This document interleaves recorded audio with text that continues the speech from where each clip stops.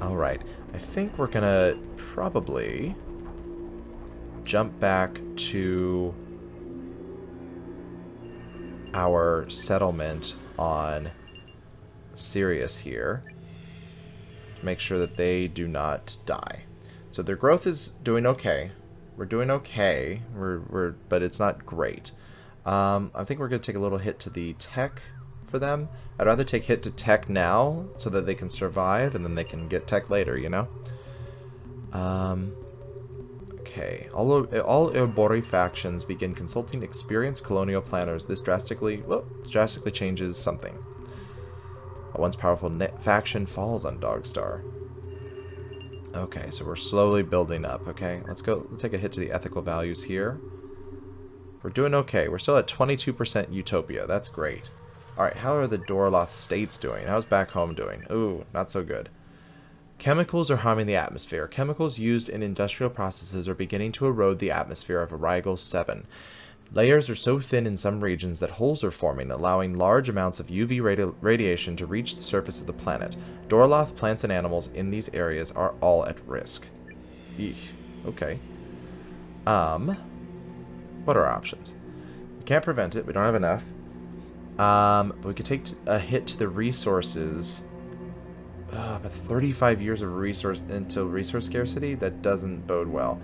I wonder, too, it's also partially because we continue to have growth and not enough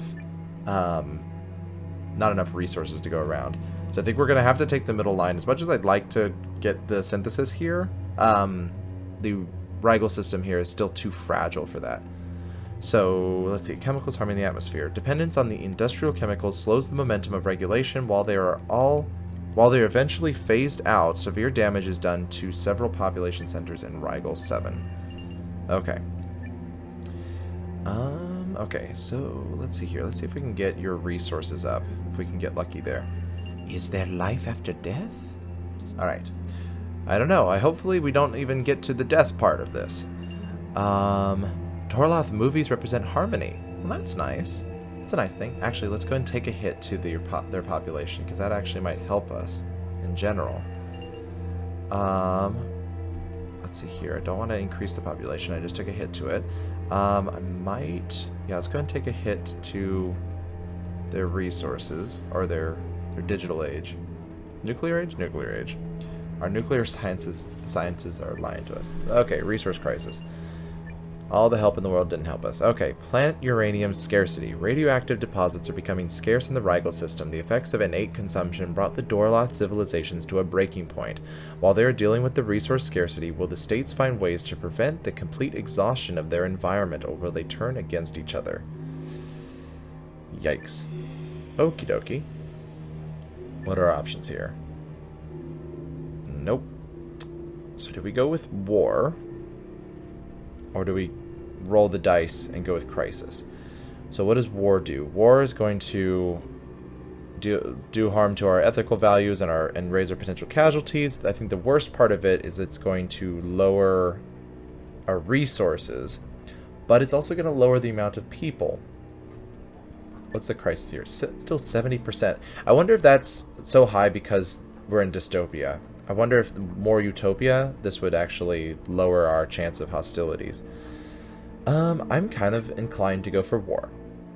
And this is why. Because while we will be lowering our resources again, we are also going to be lowering our growth, which is directly tied to each other. So in theory, that should stay about the same rate that we're dealing with anyway.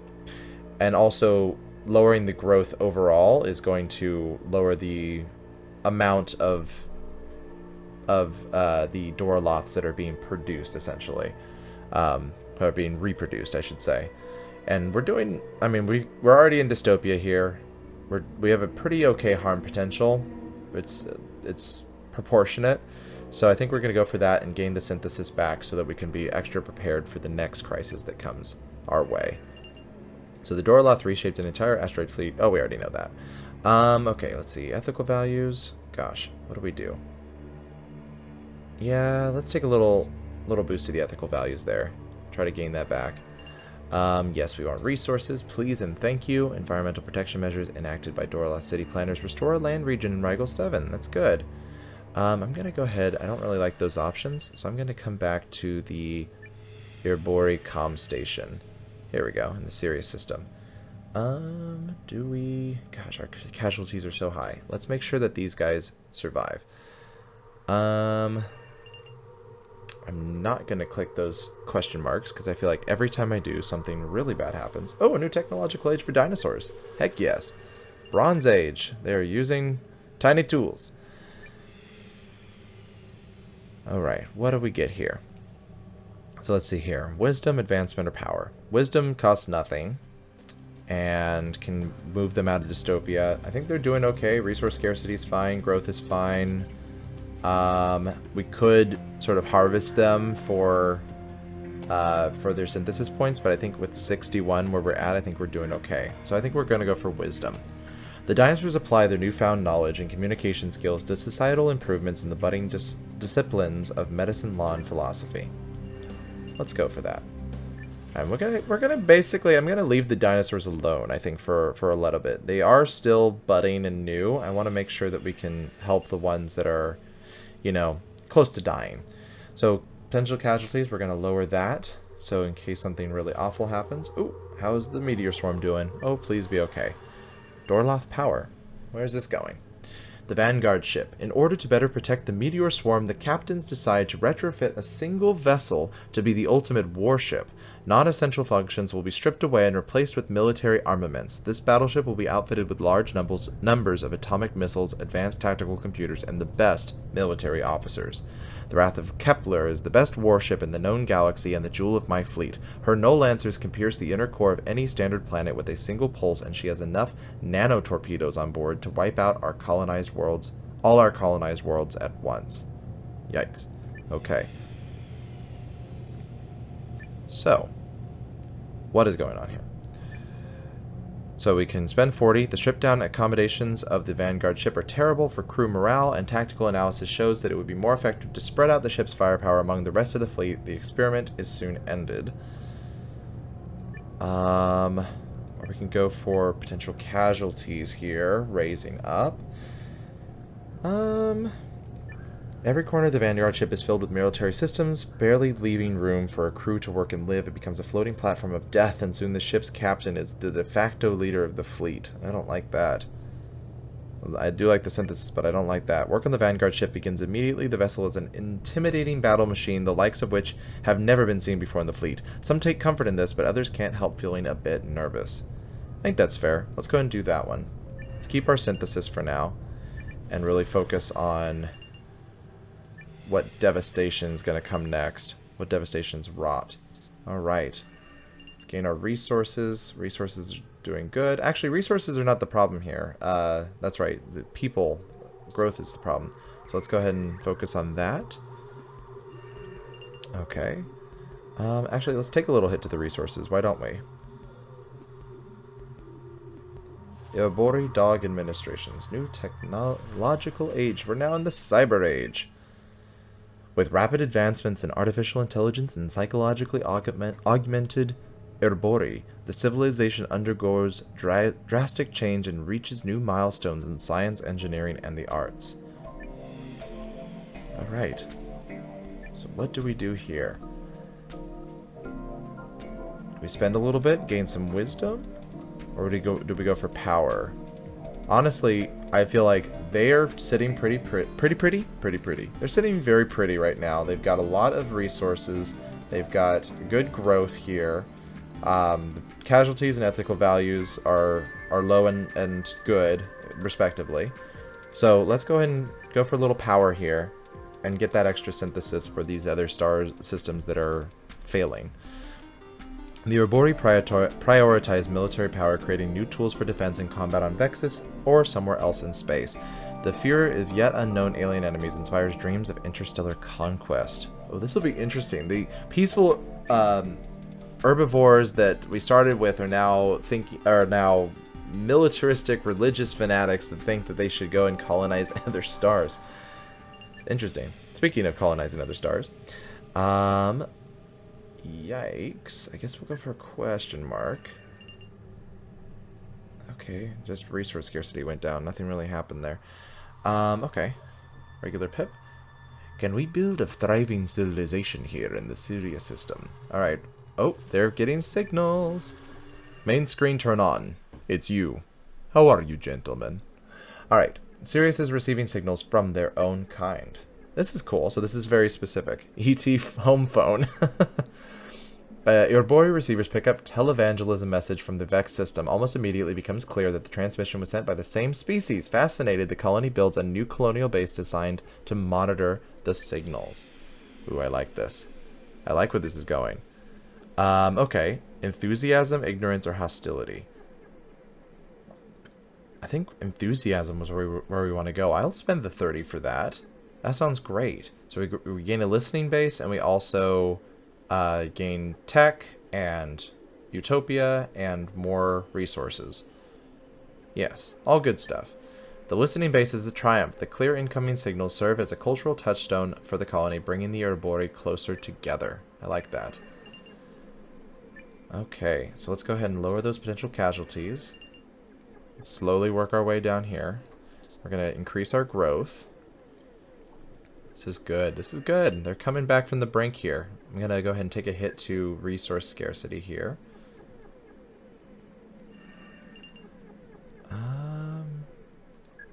Yeah, I'm going to take another hit to the tech just to boost our synthesis back up if we can. Alright, what's wrong with the Dorloth now? Okay.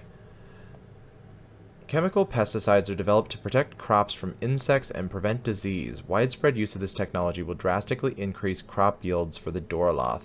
I'm concerned more about the death of a bee than I am about terrorism, because we're losing hives and bees by the millions because of such strong pesticides. That is very true. It is a horrendous thing that is happening, and it's going to impact everything on our planet. Alright, so let's see here. Do I take the civilization pillar, regular development, or dead end? Let's see here. Well, dead end pesticides could be used to cause more problems. I don't know. Let's see. Regular development. Agricultural pesticides are slowly adopted by farmers. As food production increases, the population of Rigel 7 rises. You know, I kind of don't want them... Well, it's also really weird that they're using pesticides if they're plants, because isn't that kind of the point? It's like they're using it on themselves. Is it like sunscreen? Or bug deterrent, you know, that sort of thing. It's basically like us putting on off when we're camping. Agriculture pesticides are slowly adopted by farmers. Food production. I'm kind of thinking, honestly, of going for the dead end. Just because we don't really need... Our growth is okay. Our resources are where the problem is, so I don't really want to actually add more growth to that. And this is, ironically, because of, like, you would think with the pesticides and everything the way it is in this, that it would add to our resources, but it doesn't. It adds to our population. So I think we're going to go for a dead end here and take that synthesis and just run away laughing. Let's see if we can get their growth to be at a little more comfortable place, though. Let's see. Once powerful state falls... Actually, it's not their growth, it's their resources I want to get at a more comfortable level here.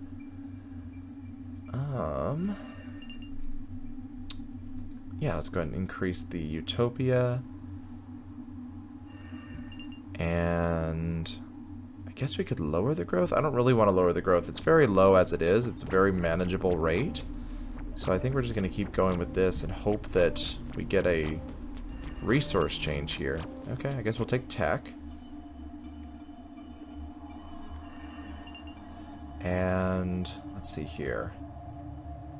Ethical values? Yeah, I guess we'll take ethical values too. We're doing pretty good on synthesis, so we can take some of these positives. Alright, how are the dinosaurs doing? How the heck are you? Ecclesias.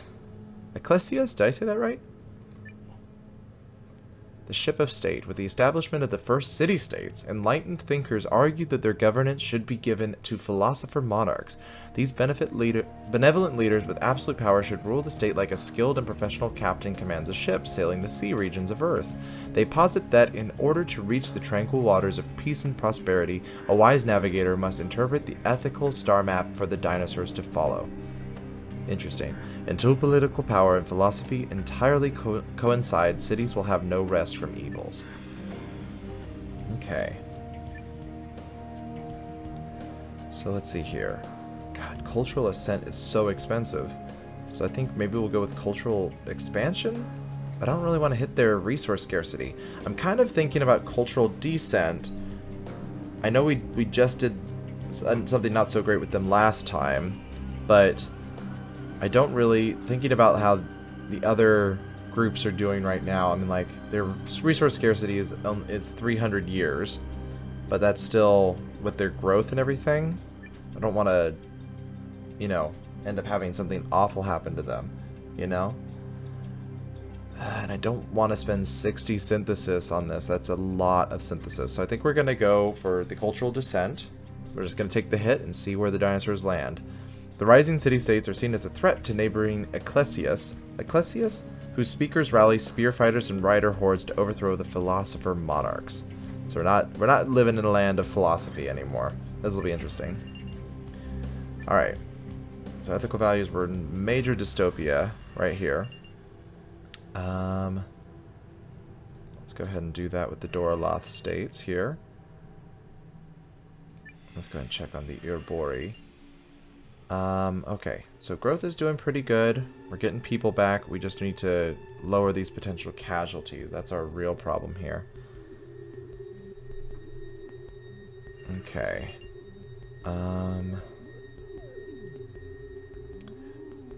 Can we build a thriving civilization here in the Sirius System?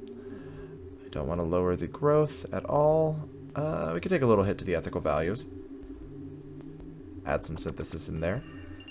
Let's see here. Yeah, we lower those potential casualties. Because that's literally going to destroy everybody if we do that. Alright, new technological age for the Dorloths. The digital age. I wonder when when they finally get word from that other planet, if there's going to be, like, what they're going to do with that. Alright, so let's see. Do we go for wisdom, advancement, or power? Well, right now, resource scarcity is in 43 years, so I'm going to lean towards advancement.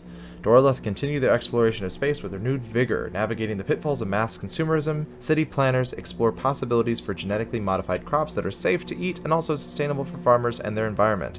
It still seems weird that they're eating crops if they're plants, but I guess there are some plants that eat other plants, I suppose. Just seems a little odd. Yeah, so let's go ahead and see where the Meteor swarm's at. They're doing okay. Potential casualties are low. They're in dystopia, which isn't great, but everything is... the growth is down, but as long as there's no huge bad things happening. Let's focus on getting these folks settled. Yeah, let's go for growth. They found a promising new colonial base. Let's take a hit to ethical values, maybe? Yeah, let's do that. I've heard that people think that the ethical values being in the utopia is actually the most important stat in the game. It's interesting though, like, because it's like it kind of can determine, but like in the last run through, it didn't really help all that much. There were some times where like I literally had the most utopic society, and they still were like battling each other and causing war. So we'll see. Alright, oh gosh. Dorloth consumption in the fleet. The race towards Tau Ceti. Among the Dorloth meteor swarm, the rumor begins to spread that colony land in the Tau Ceti system will be distributed on a first-come, first-served basis. Many captains begin to fear that they will be at severe disadvantage if they are not among the first to arrive. Soon a race begins among the fleet. The hunter that wakes at dawn wins the prey. Eesh. Okay. So they're now going to race to it. I mean, that might be good. They'll get there quicker. But they'll consume resources. That's the problem. But they got plenty of resources. So we can prevent it. High-speed travel will use up too many resources. Laws are passed to guaranteed equal distribution. Or the captains of the Meteor Swarm become obsessed with gaining the advantage, discarding all non-essential systems to reduce mass and increase their speed by even the smallest margin.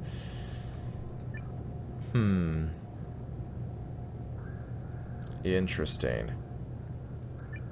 I kind of want to go for massive consumption and risk that.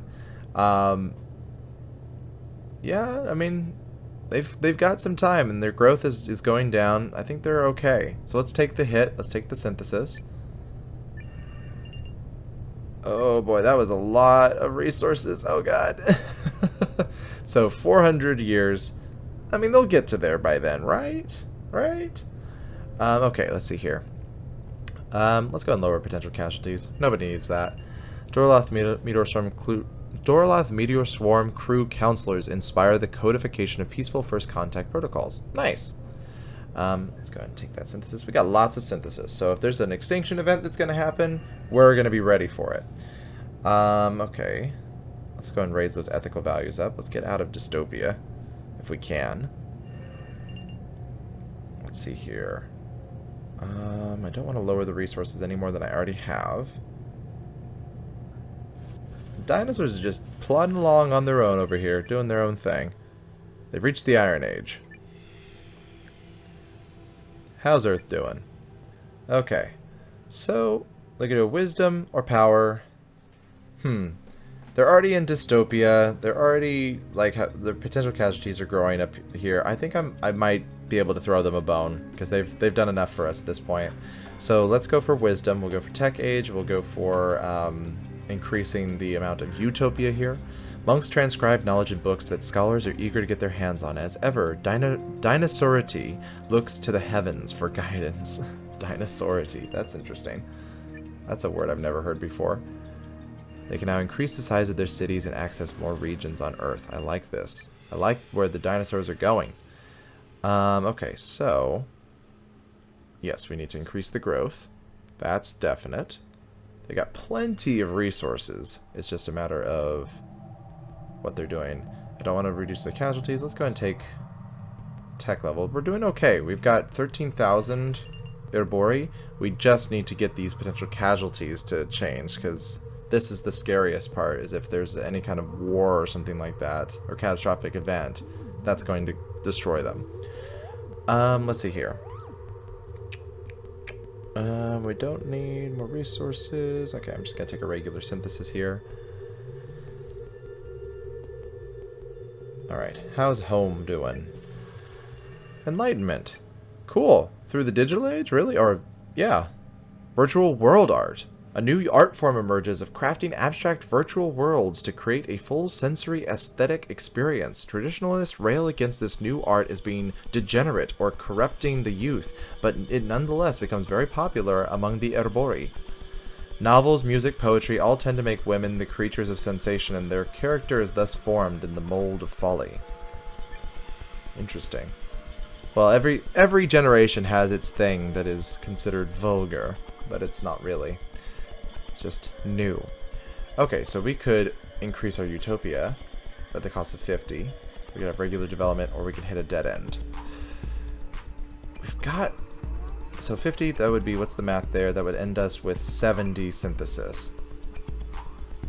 Typically, that's okay. I'm kind of inclined to go for and spend the 50 to give them this high utopia value here. Because they're doing okay. They got good growth, the resource scarcity, 4,000 years, almost 5,000 years. Harm potential's low. Let's increase their utopia, leave them to be like really peaceful, awesome people over here. The experience of these virtual worlds give Erbori a taste of utopia, inspired by the possibilities that work to realize such feelings in the real world. I like this. Excellent. Alright. They're doing okay. Alright. Let's go over here. Okay, they're doing alright. We just need to get this to not be so bloody high. I feel like a broken record. I'm saying that so many times now. Let's take a little hit to their ethical values here to gain some synthesis. Okay. Gain their ethical values back. Okay. Alright, let's see how How's the Dorloth doing? Potential casualties low, dystopia. Okay, let's go ahead and focus on you guys for a little bit. Question mark. The Dorloth Meteor Swarm crew develop a new dialect. Again? Oh no, this is the different one. The other ones already have their dialect. Let's go ahead and boost ourselves out of dystopia if we can. And yeah, let's make sure we have enough resources.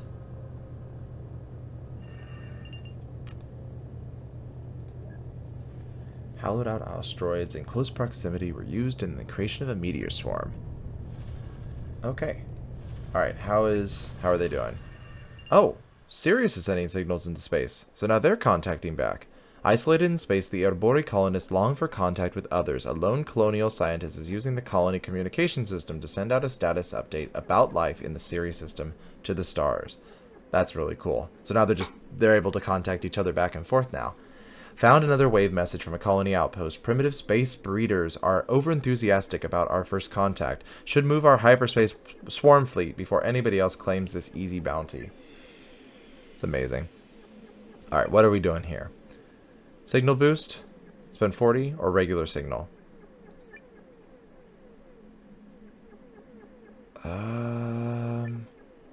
Spend 40 on that though? I'm really concerned because I feel like they're like very likely to be, you know, dead.